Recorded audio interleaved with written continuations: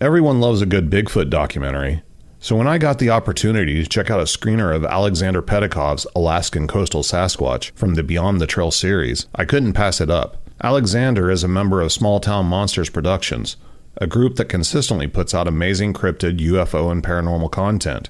My good friend Robert Dominguez, host of the Bigfoot Club podcast, joins me to share some of our thoughts on this documentary.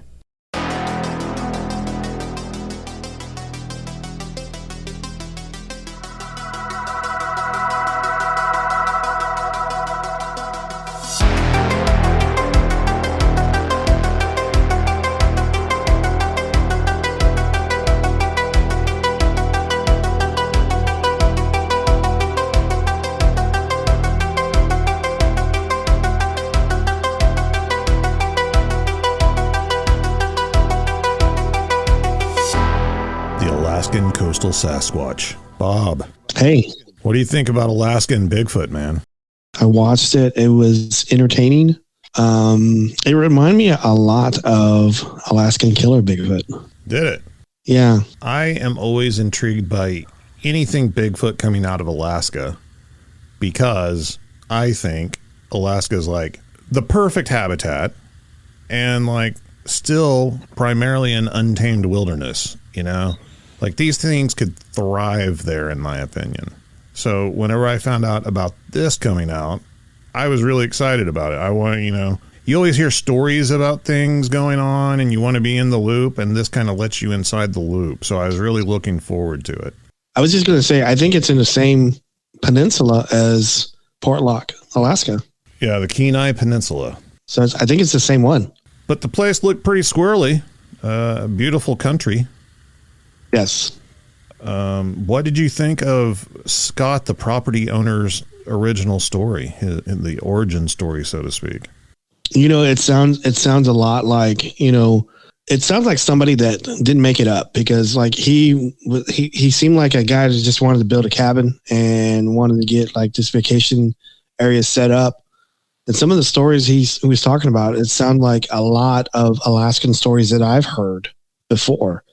Where you get like the rocks throwing, you get the whistles, you get the fast movements, and so to me, it seemed real to me. So something that stood out immediately to me was, over the years, I've heard numerous stories of kind of aggressive vocalizations and behavior centered around people using loud equipment.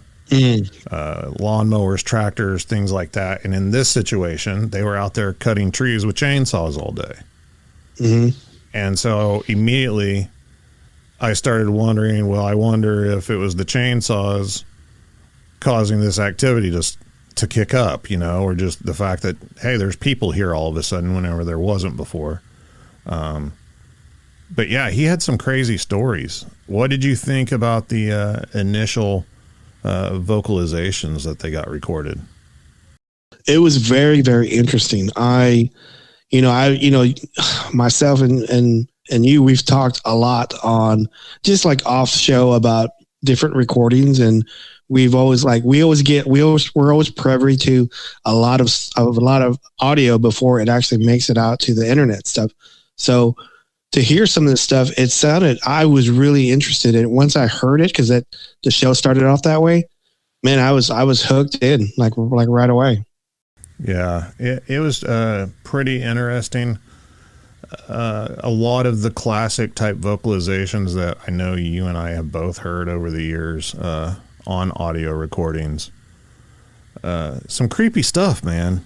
Some kind of creepy stuff. If you were out there in that isolated wilderness like that and you started hearing those, howls and roars and things like that. And man, I always got kind of spooked by that sort of thing. What about you?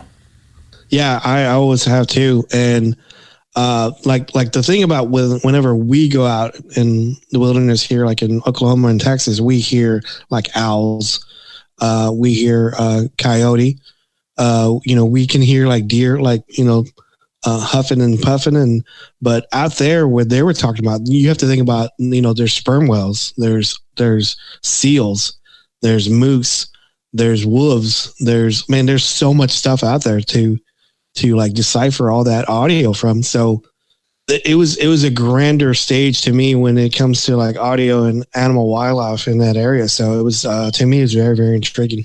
Yeah. And with it being right there on the coast like that, on the peninsula, I mean, you've got mountains and forests behind you. There's like a glacier habitat nearby.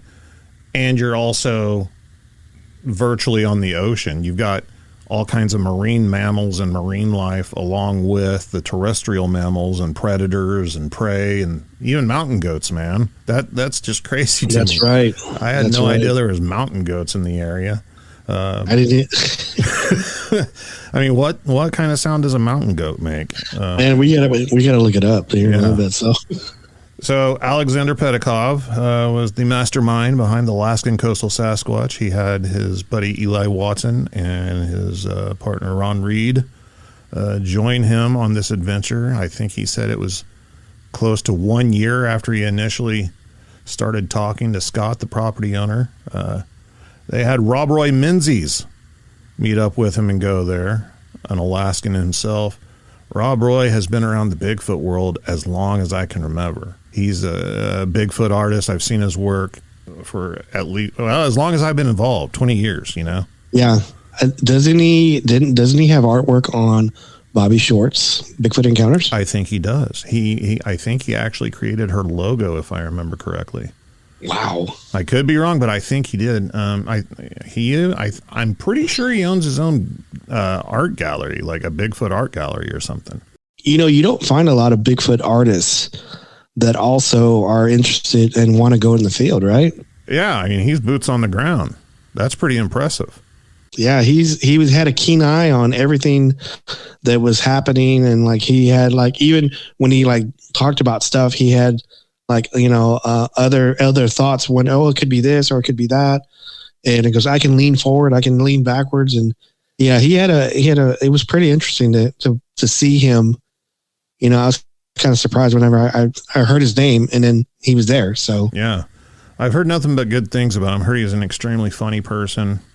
I'd kind of like to talk to him in the future. So maybe somebody could put the word out for me if they're listening. Get him on. One of the kind of refreshing things about this, and I know this is difficult to do, to walk that tightrope of being informative and entertaining at the same time, you know? Mm-hmm. I mean, you've got two different sides. You've got the people that love the scary Bigfoot stories, but then you also have the crowd that wants to, you know, well, let's hear about the research, you know, and like wants to hold the researchers' feet to the fire, so to speak. And I thought they did a really good job, like you were just talking about, Rob Roy, of trying to think of the natural explanations for things and actually testing things out and trying to debunk them without just saying this was Bigfoot. Yeah, I have to agree with you. It was pretty entertaining. I mean, it was almost like a Bigfoot almost, and they were like interested in other wildlife as well, which is, you know, understandable because it's there and you have to debunk some stuff. And, so I was pretty interested in from that aspect as well. Yeah, I was really kind of surprised about them being able to get so much footage of like bears while they were there.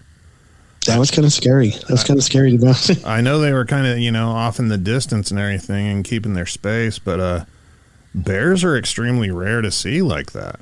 I mean, so there's got to be a heavy bear population, and they're not going to be in the area unless they got something to feed on. But as far as like the camera work and everything with the wildlife, I loved the drone shots of the whales. Yes. I thought that was really cool. They did a great job utilizing the drone as an actual camera and everything.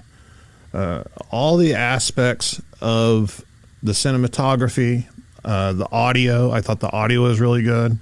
I thought the pacing was pretty decent. I mean, I'm not a film expert, you know, but I thought they did a really good job with that stuff. Yeah, I did too. I think from, you know, from our perspective, because like, you know, we've been in the field and we've done stuff like that, but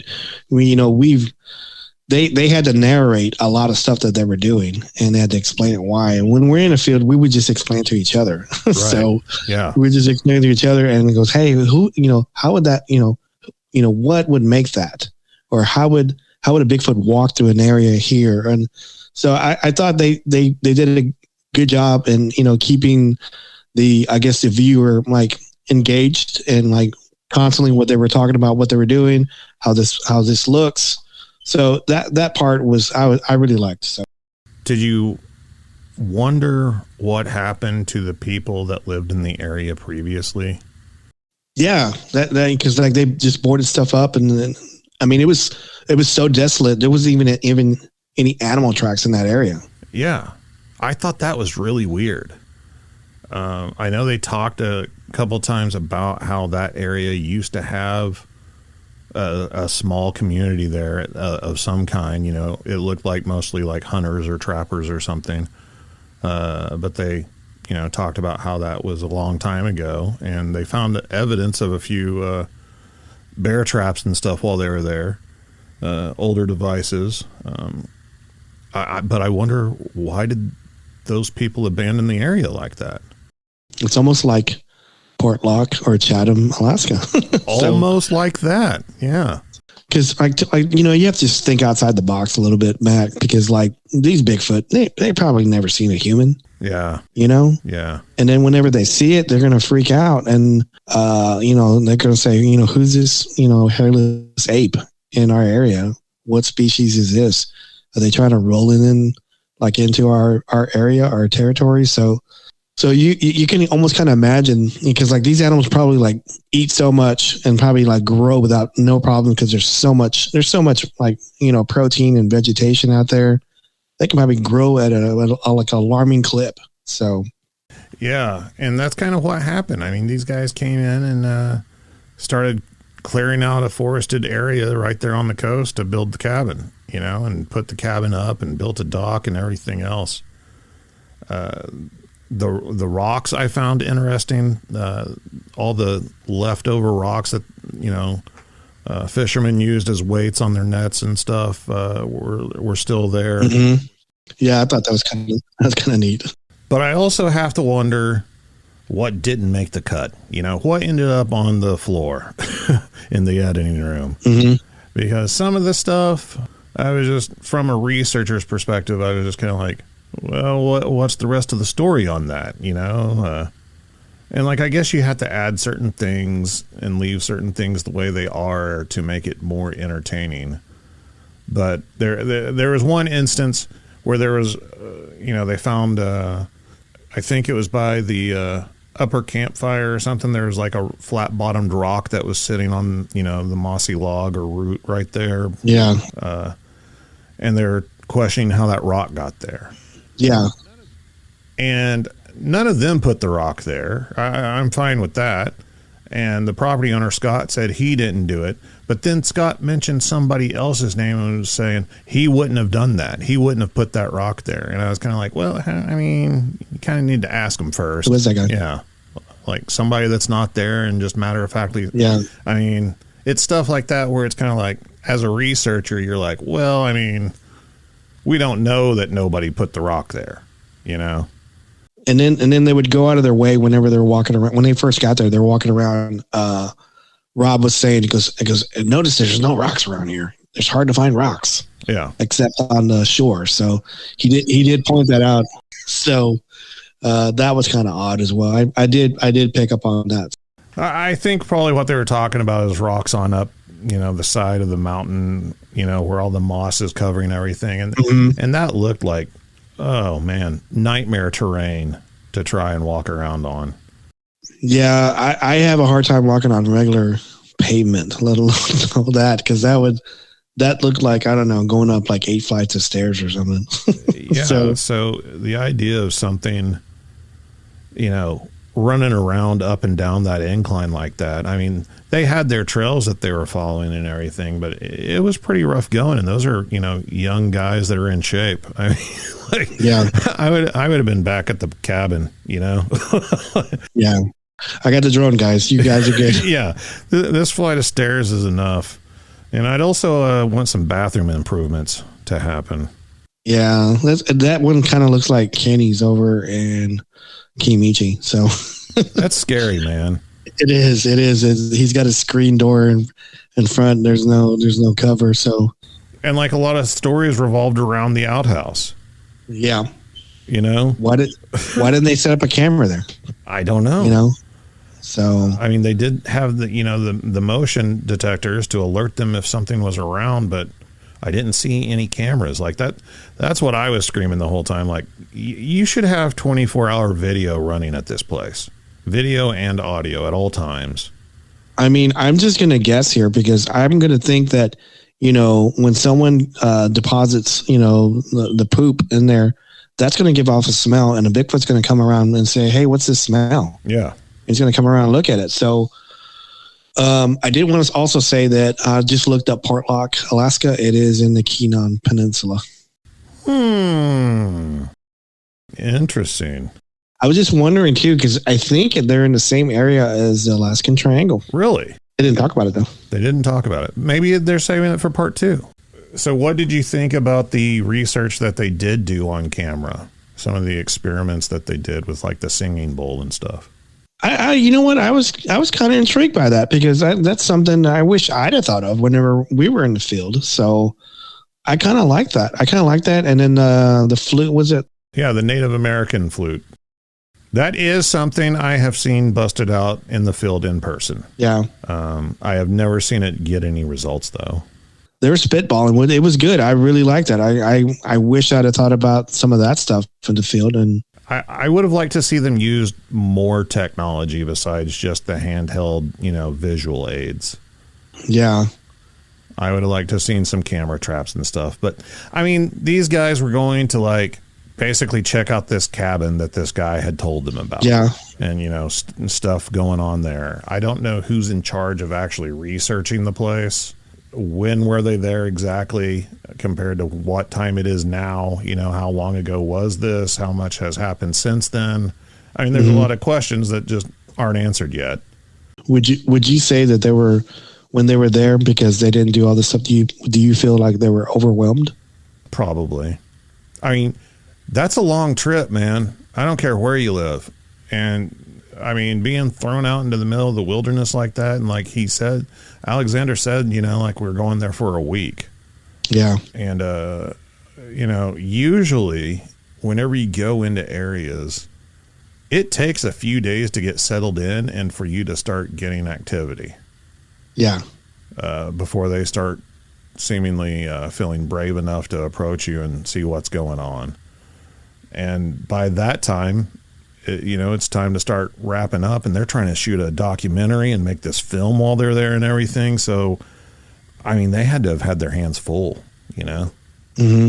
Yeah, because then you got to think about food, water, all this other stuff, hygiene while you're out there, your gear. Do you have enough gear? Do you have enough sources for batteries? All this stuff, and then to top it all off, you got to see if you can get some some kind of Bigfoot activity and stuff. So, I mean, most of the areas I've gone to, and I'm sure you know this too, like, it would take me like 3 months just to get something, because you don't just go out there and just get activity like as soon as you get there unless, these things really want you out. So, I mean, as the property owner, if you're going out there on a regular basis or whatever, you've got stories to tell over things that happen gradually over time, and this time, whenever I was out there, this happened. And then 3 months later, this happened.